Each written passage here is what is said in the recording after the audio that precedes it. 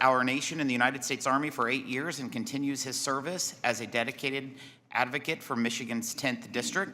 This is his second time testifying before the Ways and Means Committee. Welcome back, my friend. Thank you, Mr. Chairman. I appreciate your time. I'll just cut right to the chase. Let's not get it twisted. Every single Democrat is going to vote against this tax package. And I fear that our Republican colleagues are being played for their fools. Giving carte blanche to blue state governors to continue to enact laws and regulations that will hurt their people and increase with perverse incentives to do the right things is not necessarily what we should be doing.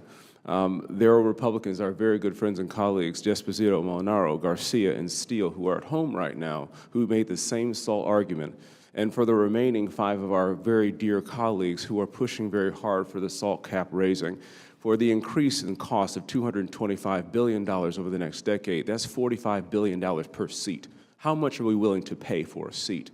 We need to ask ourselves this question: are we willing to pay for certain things at the expense of the rest of America? I think that we have a number of things that would benefit all Americans, regardless of where we live, and that is where I would like to focus today, Mr. Chairman. It's great to be back here in the 119th Congress, and I believe that we have to make sure that we ensure that many avenues of prosperity.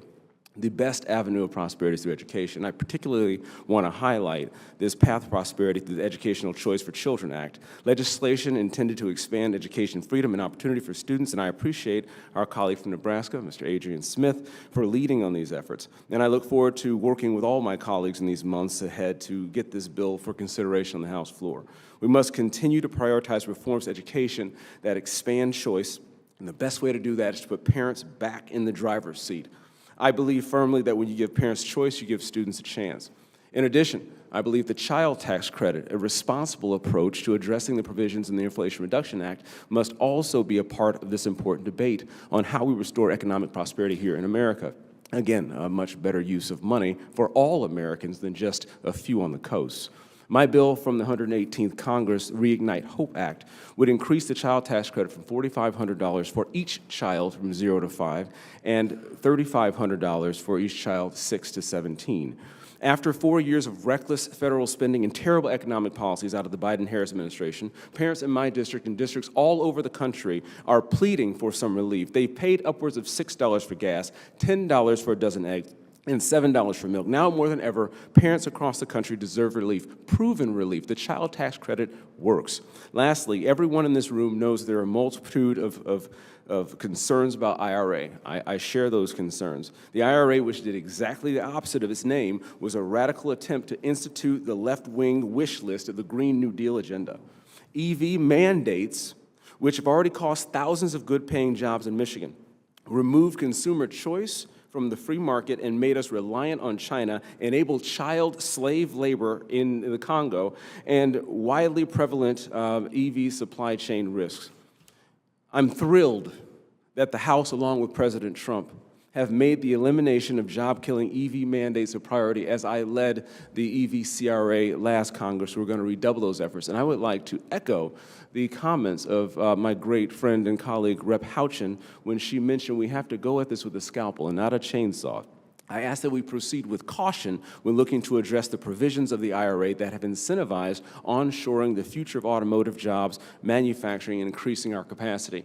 I do believe that history will show the United States government does have a role in increasing capacity and our ability to bring economic prosperity to our people and to defend ourselves through our manufacturing prowess. While the bulk of the IRA is damaging policy, we must not neglect the sector-wide energy tax provisions that manufacturers and job creators rely on in my district and around the country.